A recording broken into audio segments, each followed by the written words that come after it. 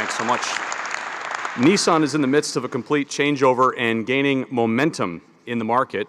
Product, design, performance, connectivity, and lots of ambition. In fact, that's even what they call it, Ambition 2030, now 18 months into its own effort. Here to tell us this Nissan story is Jérémie Papin, Senior Vice President, Nissan Motor Company and Chairperson, Nissan Americas, a role that he was appointed into in April of 2021, so just coming up on exactly 2 years right now. He oversees the operations and performance for the Nissan and Infiniti brands across all of North and South America. Please welcome Jérémie Papin.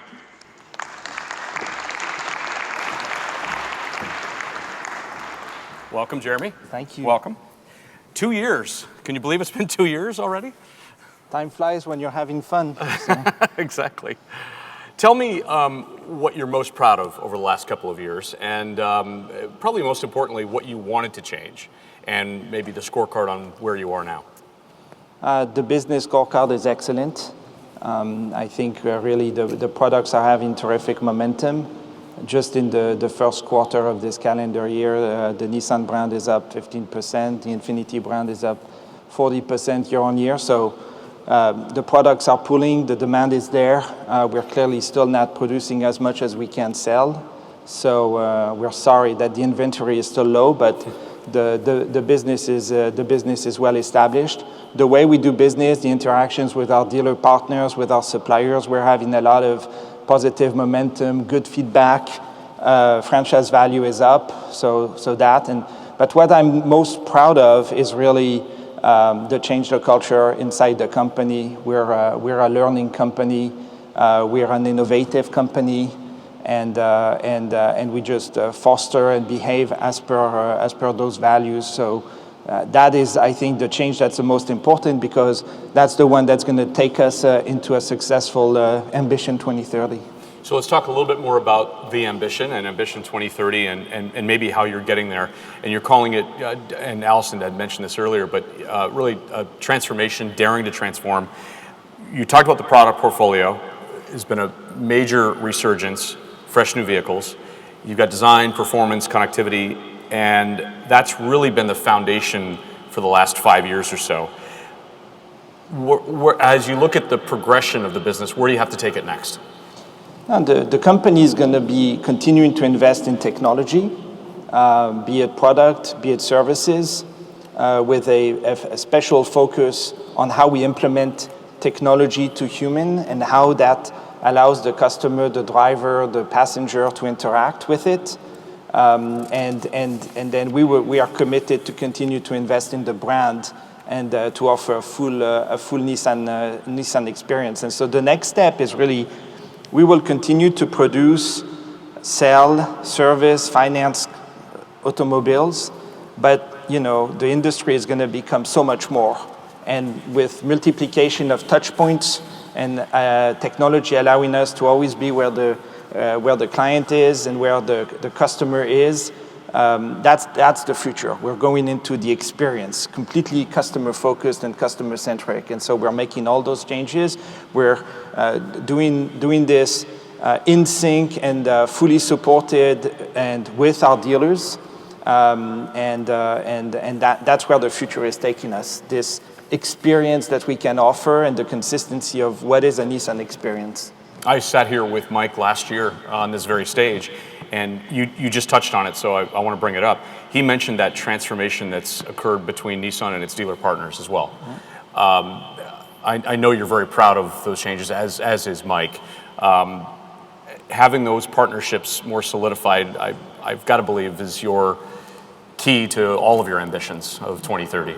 Yeah, look, we don't want to be successful at the expense of the customer, at the expense of our dealers, at the expense of our suppliers. We want all of our constituents to be successful, right? So that means there's a focus on residual value and the promise that the brand delivers, both in terms of the in-car thrill, that's what we call our campaigns, and as well as a promise that it's good value and you're smart when you buy a Nissan today and in the future.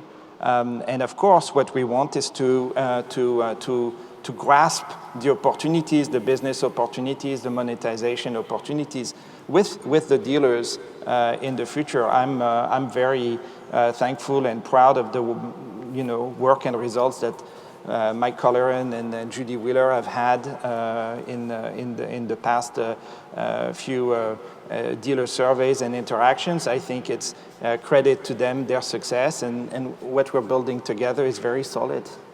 I said this to Mike last year, EVs are nothing new. I mean, to Nissan, you've been at the forefront of this. Mm-hmm. You've just launched a new EV in the Aria. But because of those years of activity in the past, I think have many more learnings to apply to where you are now. What's the feedback you're getting from the new crossover, both from customers and from dealers? And can you sell them as fast as you can make them? Many good questions. You drove one with me. I did. We had a good time doing that a few months back. It's a terrific vehicle.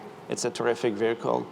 So the feedback is as good as it can be. Excellent. The drive motion, the technology, how we executed the interior is one step above what you can find in this category. So I think we're applying a lot of lessons, and our teams know how to sell EVs. They know what it takes and what one needs to tell the customer.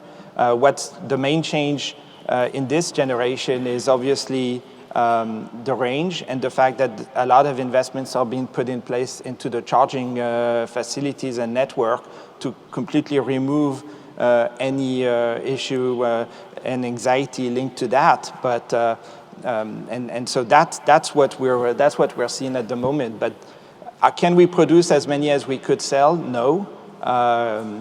EVs carry a lot more semiconductors than other vehicles, but that gets solved, and that's not something that worries me.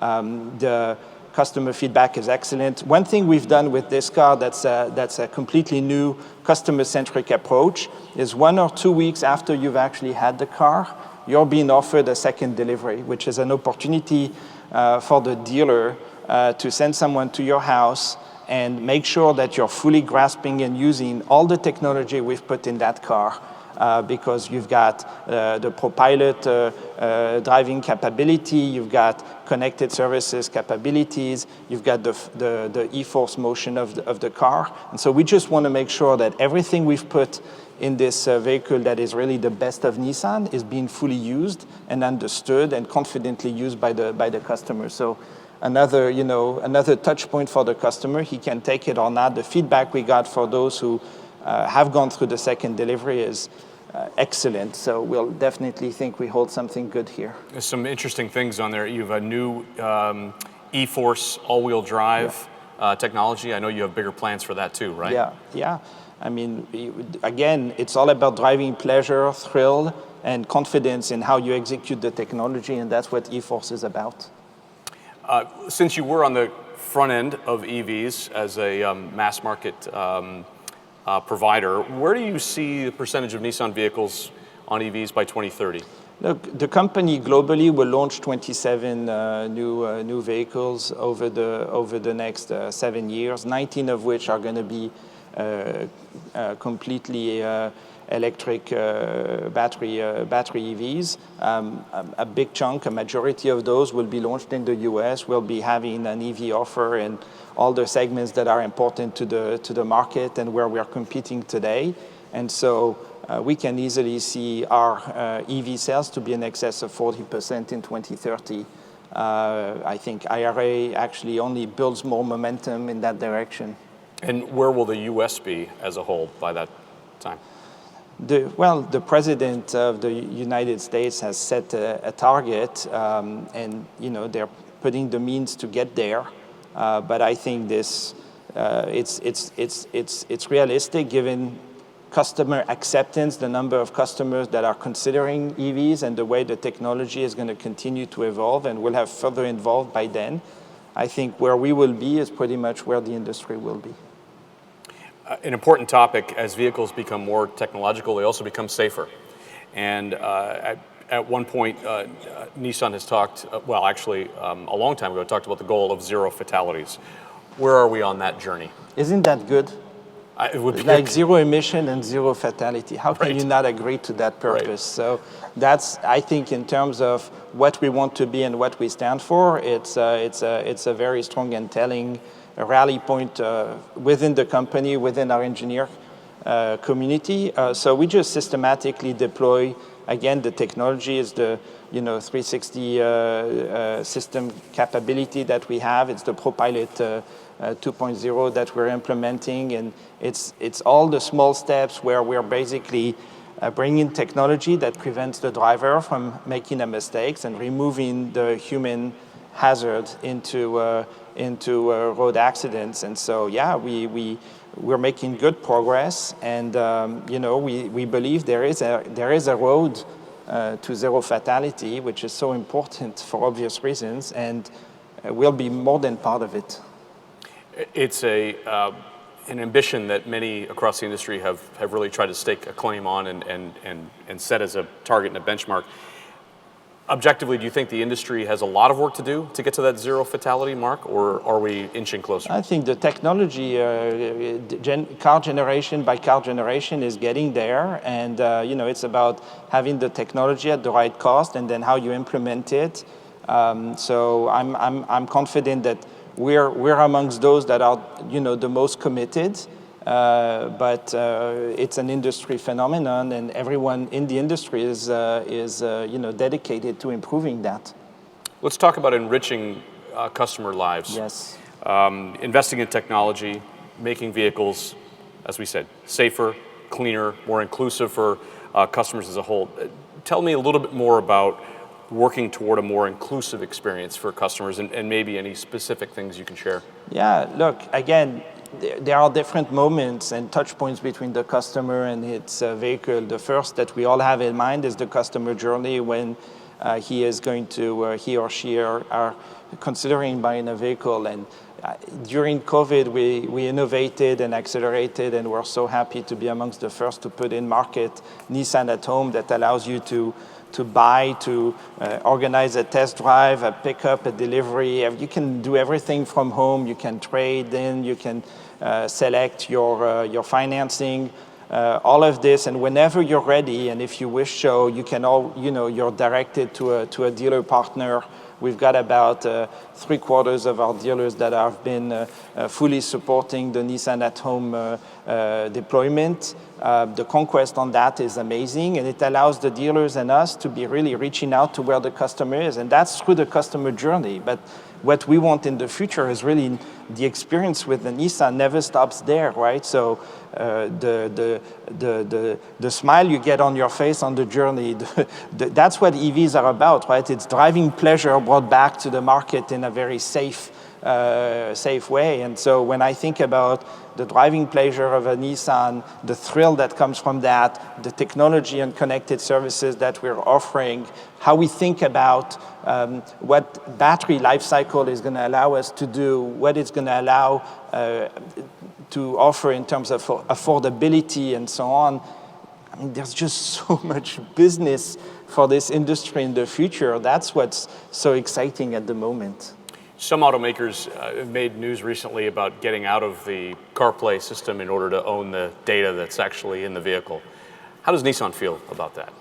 Look, the data is key for sure. So we're, building a lot of strategies around monetizing, using the data that we will be collecting. It's an important factor, but I have nothing to announce specific to any system that's today in our cars. We're offering CarPlay and Android in our cars. They're very much used by the customer, and we're happy to offer this to our clients. Let's talk manufacturing.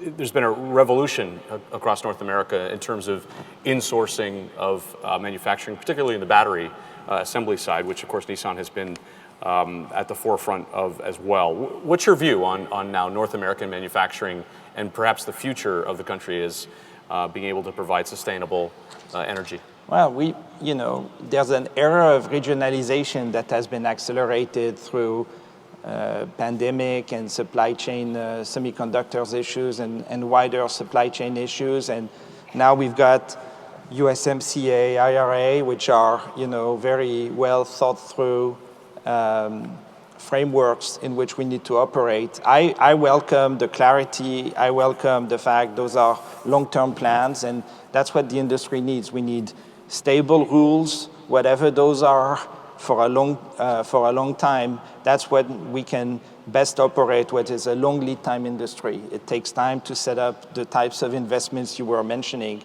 but I think it's very clear what the country is asking for, and so reindustrialization of the U.S.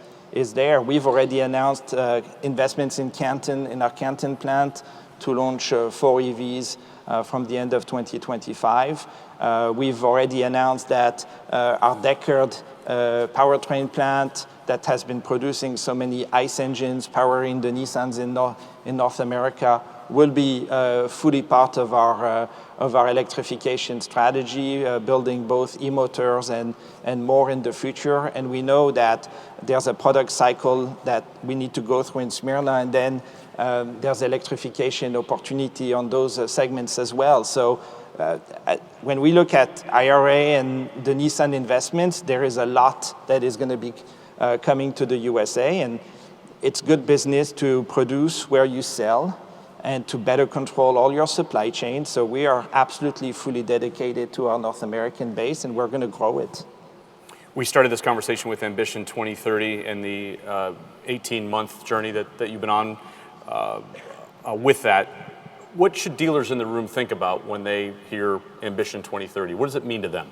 I think what it means is, with Ambition 2030, what we're describing is an era for the automotive industry, for Nissan and its partners, of changing the way we do business. Again, very much centered around the customer. And so, what we're expecting from our partners is to come along in the journey, be as competitive as they are today in terms of customer satisfaction at the sales time and the servicing time, and then work with us around how we will together take benefit of connected services, OTA capabilities, the fact that with the battery life cycle, we can probably start to think about several leases for the same vehicle, or at least for the same battery. And all of that is just more business over the lifetime of the customer, and we've been very focused on the transaction, but now there's going to be so many touch points and opportunity to monetize with a customer that just wants to be taken care of and proven that we know what he wants and we anticipate it and we execute it well. That's what we have to offer with Ambition 2030. So I really hope, I know there's a lot of interest in the Nissan franchise today, and I can only hope there's even more interest because of how we're thinking about the future, how we're executing it, and the fact we're genuinely very interested in making it a good business for the dealers, because we know if it's a good business for the dealers, it's definitely good business for us. Yeah, there's a lot of interest in Nissan stores now. Might have been a different story a number of years ago. How much growth is there? If I'm a prospective Nissan... We're completely positioned for growth at the moment. We've launched so many vehicles in the past 18 months, 10 of them that are, I would say, segment-defining vehicles for which the demand is clearly above our capacities at the moment. We are, we have a strong foothold in the car business.